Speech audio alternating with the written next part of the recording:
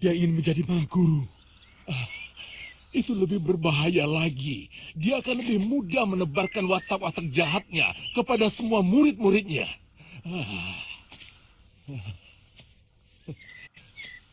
Jadi apa yang harus kami lakukan, Wigo?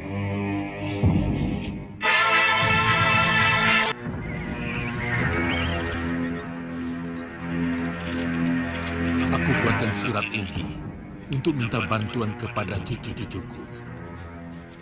Mudah-mudahan mereka mampu menghadapi pendekar iblis itu.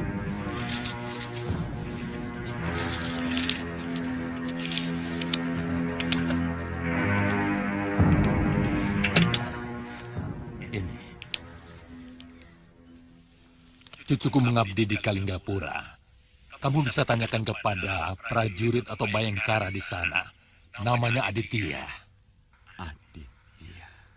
Mudah-mudahan mereka bersedia membantu perguruanmu. Baik, Wigo. Kalau begitu saya pamit dulu. Mohon doa restu, Wigo.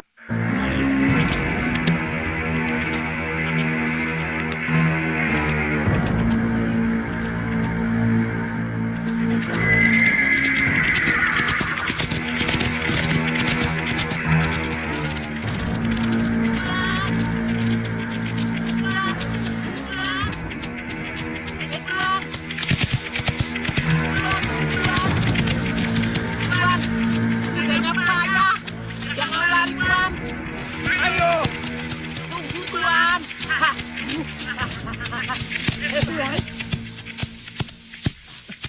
Tuan, tunggu. Oh ya, padepokanmu masih jauh ya?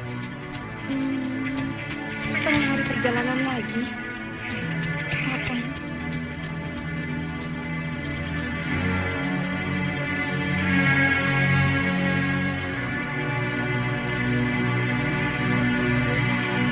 Tuan. Payah ini, Tuan. Payah, Tuan. Gak mau lari. Yang payah itu kamu, bukan kudanya. Habis kamu lapar sih. Tuan tahu aja.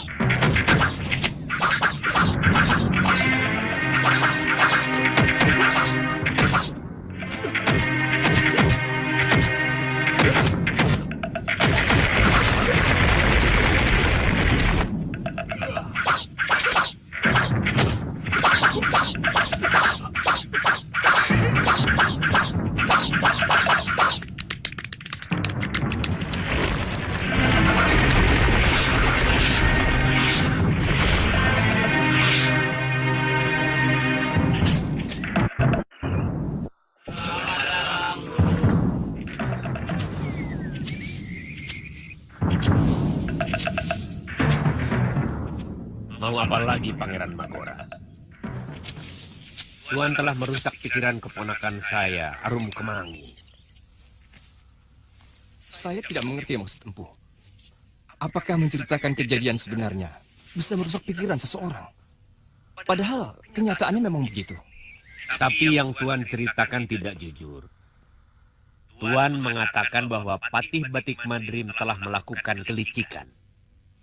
Padahal yang terjadi adalah sebaliknya. Apa itu tidak merusak? Saya tidak mengerti. Kenapa Empu lebih memihak Patih Batik Madrim yang sombong itu? Daripada anggota perguruan Empu sendiri. Kenapa? Karena Empu tidak punya nyali untuk menghadapi Patih Batik Madrim. Jangan bicara nyali di depanku, Pangeran. Kami baru saja dari Malwapati. Kamu sendiri yang tidak punya nyali. Lalu menghasut Arum Kemangi untuk melampiaskan dendammu. Empu Gangsa! Bukankah kematian harus menuntut dendam? Darah harus dibalas darah. Benar kan? Tergantung. Darah Pangeran Kingkin adalah darah seorang kesatria sejati. Yang tumpah dalam pertarungan yang jujur dan adil. Jadi tidak perlu ada dendam. Lalu, bagaimana dengan Empu Katina yang mati secara mengenaskan? Dia telah dibunuh oleh Patih Batik Madrim dengan tanpa alasan. Darah Empu Katina tumpah karena kelicikannya. Darah seperti itu juga tidak patut dibasuh dengan apapun. Dia tewas sebagai pembokok. Perbuatan yang paling dikutuk oleh seluruh dunia kependekaran.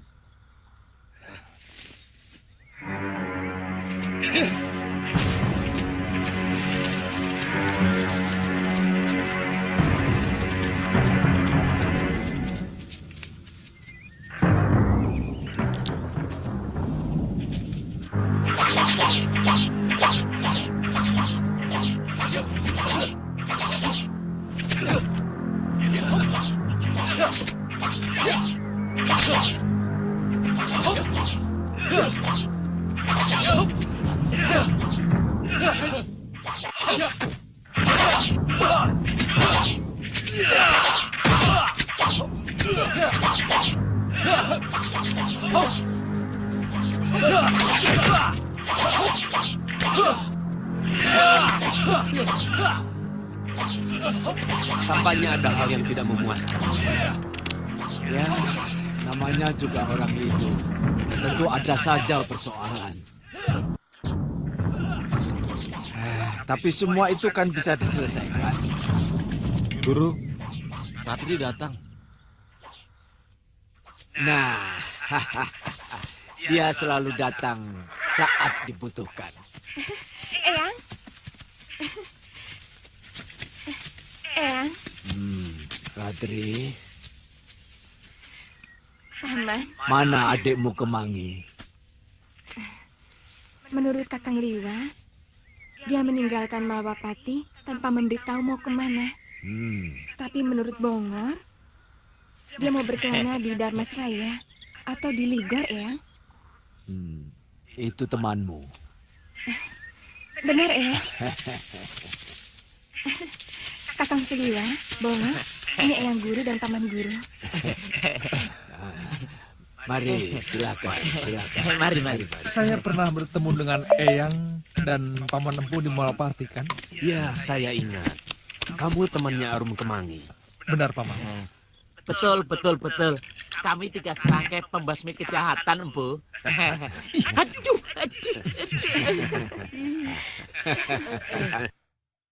Jangan gitu toh. Kok nginjek? Kita kan sudah seias kata Sekali lagi. untuk menjadi pembela kaum lemah, ya Bu ya. Bagus itu. Membela kaum yang lemah itu perbuatan yang mulia. Dapat lagi.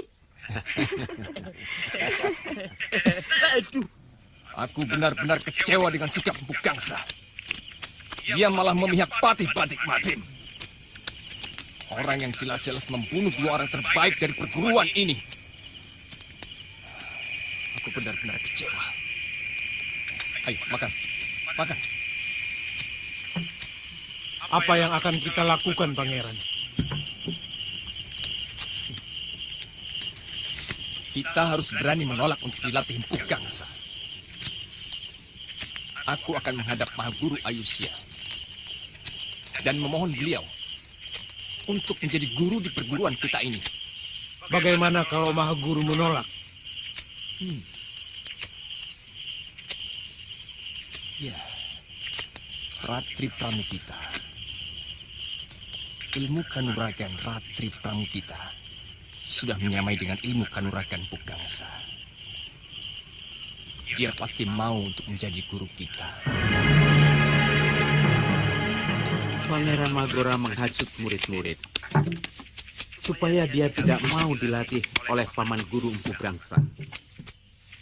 Mereka menghadap Eyang Guru. Tapi Eyang Guru dengan tegas mengatakan, kalau mau berlatih, Empu Gangsalah yang melatih. Kalau tidak, silahkan meninggalkan padepokan. Saya dengar mereka akan mengangkat Nini atau Kemangi sebagai guru. Tapi Eyang Ayusa menolak dengan tegas. Ini adu domba. Jelas-jelas adu domba.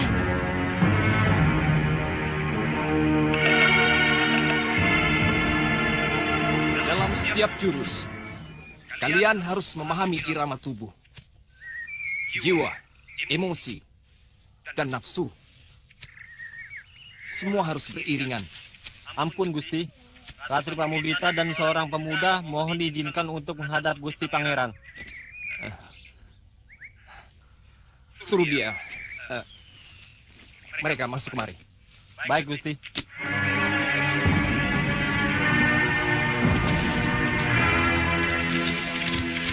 Silakan ini, Pangeran di balik-baliknya. Terima kasih.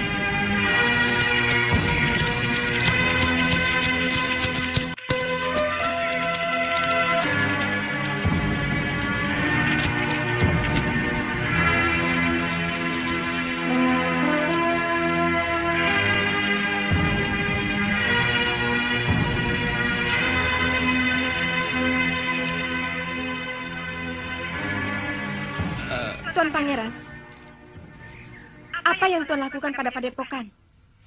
Kami sudah menentukan sikap, Nini. Kami ingin Nini, atau Nini Kemangi yang mengajar kami. Karena Empu Gangsa terlalu pengecut. Dia tidak pantas untuk menjadi seorang pelatih. Tidak bisakah Pangeran sedikit lebih sopan kepada seorang guru? Padepokan Kemenis Putih adalah padepokan merdeka. Bukan milik kadipaten, juga bukan milik pangeran. Siapapun harus patuh pada peraturan kalau jadi murid di sana. Ratri, selama ini kamu tahu sendiri, kalau Empu Gangsa selalu menghalang-halangi keinginan saya untuk membalas dendam pada Patih Batik Madrim. Sebagai guru, dia terlalu lembek. Tidak, tidak Pangeran. Dulu saya dan Kemangi sependapat dengan Tuan. Dulu saya terlalu percaya pada omongan Tuan. Ratri, semua yang menginginkan padepokan Kemenis Putih yang berwibawa akan berpendapat sama seperti kita. Selama ini cerita yang Tuan hembuskan kepada Kemangi tentang kematian Empu Katina dan Pangeran Kinkin ternyata fitnah. Sebenarnya Tuan hanya menggunakan lidah Kemangi untuk melampiaskan dendam Tuan sendiri. Dan kalian, kenapa ikut-ikutan balelo? Hah? Kenapa?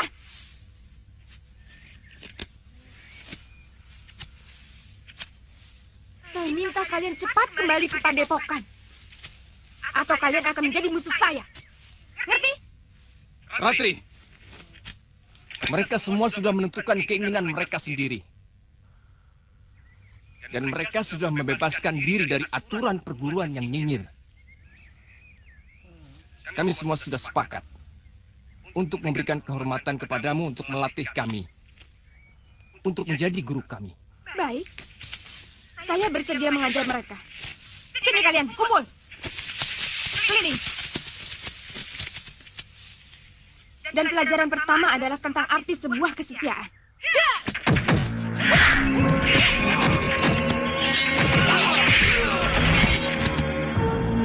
Murid yang tidak setia adalah pengkhianat yang paling busuk. Dan pengkhianat sangat tidak pantas diberi kesempatan untuk hidup.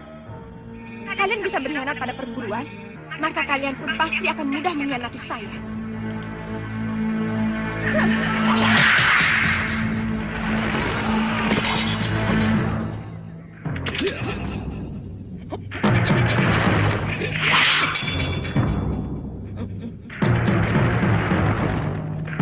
Hei, siapa kamu? Ini urusan antar murid perguruan. Kamu tidak berhak untuk ikut campur. Tidak pantas seorang ksatria melakukan kelicikan seperti itu, Pangeran. Dan hanya seorang pengecut yang menggunakan pasir beracun untuk menyerang lawannya.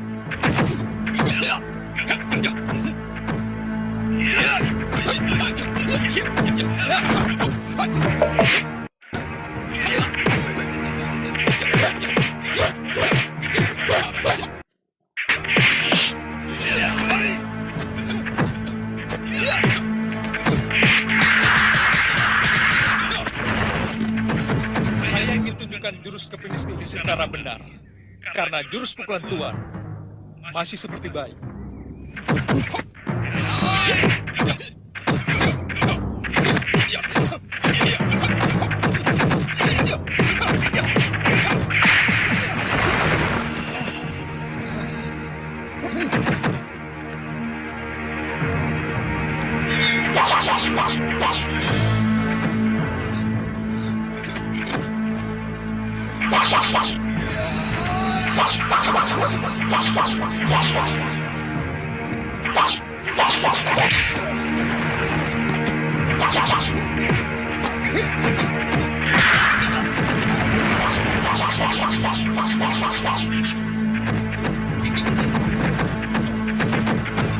Cukup, Kakang.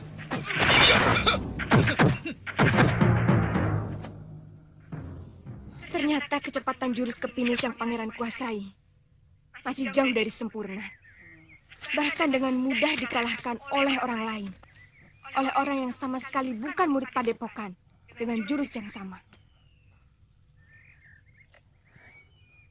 Heh, mungkin Empu Gangsa bisa memaafkan semua kesalahan kalian kalau kalian masih mau belajar di sana. Dan ini peringatan pertama buatmu, Tuan, Pangeran Magora. Kalau Tuan berani menghasut murid-murid lagi, saya tidak akan segan menindak Tuan. Ngerti? Mari, Kakang. Selamat tinggal. Camkan itu. Kami permisi, Pangeran.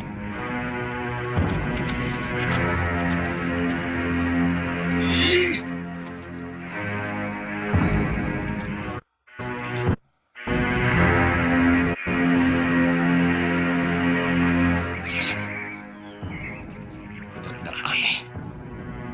Dari mana pendekar itu mendapatkan jurus kepinis putih?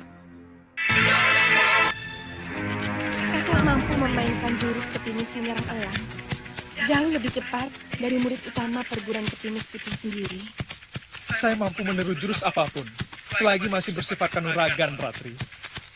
Tapi hanya orang yang memiliki ilmu dasendria yang mampu melakukan itu. Dari mana kamu tahu? Eyang Guru sangat mengagumi Pangeran Suryapati yang menciptakan ilmu dasendria itu. Oh, iya. Saya belajar dari Empu Masyura. Dan Empu Masyura adalah putra dari Pangeran Suryapati. Cucu muridnya. Pantas. Oh iya. Dalam setiap perguruan, sering terjadi ada murid yang balelo. Murid Padepok Tegalu juga. Iya. Istri muda Pangeran Suryapati. Ibu tiri Empu Masyura. Namanya Durgandini. Eyang Suryapati menceraikan dia karena tidak patuh pada aturan perguruan. Jadi, Durgandini menggunakan ilmunya untuk kejahatan.